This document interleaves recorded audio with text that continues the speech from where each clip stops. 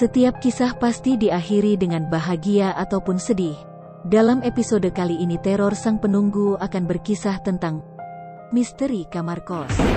Namun sebelum lanjut pada kisahnya, silakan subscribe dulu dan bunyikan tombol lonceng notifikasinya, agar sobat tidak ketinggalan episode Teror Sang Penunggu selanjutnya.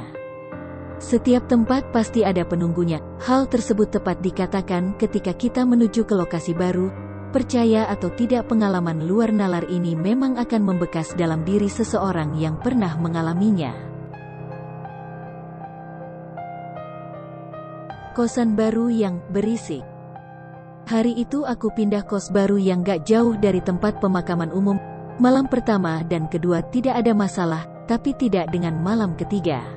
Malam itu kosku sepi karena rata-rata semua penghuni pulang kampung. Tersisa aku dengan penjaga kos yang ada di kamar ujung paling dalam. Jelang tengah malam, aku terbangun karena seperti mendengar suara orang berlari. Aku mencoba tidak mempedulikannya. Namun, beberapa saat setelah memejamkan mata lagi, suara semakin keras dan pintuku diketuk beberapa kali. Aku mulai terganggu dan melihat keluar, tapi tidak ada orang. Hanya kegelapan sepanjang lorong dan sebuah cahaya di ujung lorong, yakni kamar penjaga kosku. Aku mulai kebingungan dan mencoba untuk tetap berpikir positif. Aku pun mencoba kembali tidur, tapi terbangun lagi karena suara ketukan pintu itu semakin keras dan dalam waktu yang lama, aku putuskan untuk keluar kamar dan berjalan di lorong yang sepi itu. Aku menyalakan lampu dan tiba-tiba melihat dua sosok hitam di ujung lorong.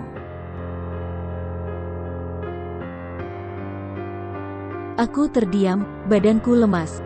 Keduanya melihatku dengan mata merah menyala. Mereka kemudian seperti berlari ke arahku.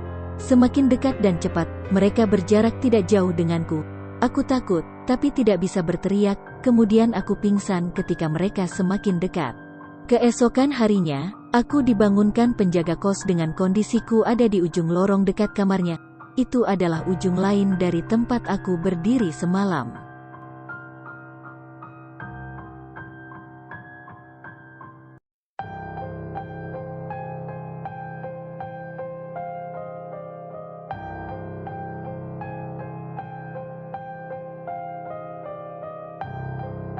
Gulingku berubah.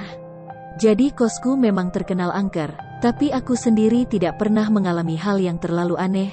Biasanya hanya suara-suara, tapi malam itu aku benar-benar dibuat takut olehnya. Malam itu aku langsung tidur saat sampai kos dari kantor. Aku sudah tidak mempedulikan sekitar. Aku langsung terlelap. Namun, tiba-tiba aku merasa ada yang memanggil-manggil namaku dalam jarak yang dekat. Aku kira temanku Sri memanggilku karena butuh bantuan. Namun, aku merasa panggilan itu dari arah tepat di belakangku. Aku membuka mataku, tapi kamarku hening, tidak ada Sri. Aku pun merasa ada hal yang kurang nyaman di punggungku. Aku berusaha tidak mempedulikannya. Aku mengarahkan tanganku ke belakang untuk meraih guling di sisi lain kasur. Saat ku pegang, aku merasa memegang tubuh seseorang.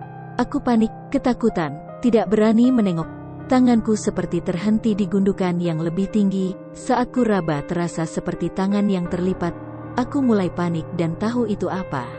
Tidak lama kemudian, aku mendengar namaku dipanggil lagi, dari arah yang sama, belakang. Aku merasa ada sesuatu yang bergerak di kasurku. Semakin mendekat padaku, aku semakin panik, teriakanku tertahan. Saat dekat, terdengar bisikan, "Tolong, Rini, tolong." Aku langsung bangun dari kasur dan keluar kamar.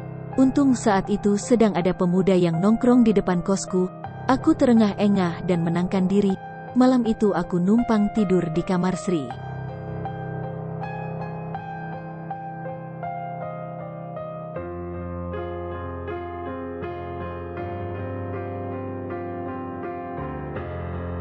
Kamarku berantakan, tapi tidak ada yang hilang. Aku selalu mengunci kamar kosku sebelum pergi. Namun, anehnya ketika aku kembali kamarku selalu berantakan. Ada saja yang jatuh di lantai atau tidak di tempat terakhir aku menaruhnya. Selama seminggu aku tidak peduli dengan hal itu. Sampai satu saat di hari Minggu, aku memutuskan untuk tidak keluar kos. Aku ingin tahu siapa yang iseng. Hari itu aku bangun siang, semuanya masih normal. Tidak ada yang aneh dalam kamar. Namun, Saat jam dinding menunjukkan pukul 14, aku merasa ada yang memerhatikanku di pojok kamar. Aku merasa tidak nyaman dan memutuskan untuk memasak mie instan di dapur bersama. Saat aku kembali, buku-bukuku yang ada di rak atas sudah berserakan di lantai. Aku bingung, sangat bingung. Kemudian saat aku makan, buku-buku yang sudah kubereskan itu langsung jatuh lagi ke lantai. Aku kaget. Kemudian, barang-barang yang lain mulai berjatuhan. Aku mulai bingung, tidak ada angin, tidak ada orang lain. Aku semakin panik, aku kebingungan dan ketakutan. Kemudian, aku coba keluar kamar dan suara-suara barang berjatuh mulai terdengar dari kamarku.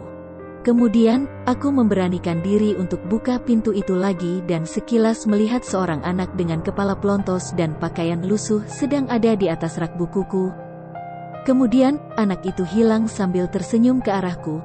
Ketakutan aku menutup pintu kamar dan meminta untuk pindah kamar dengan pemilik kosku.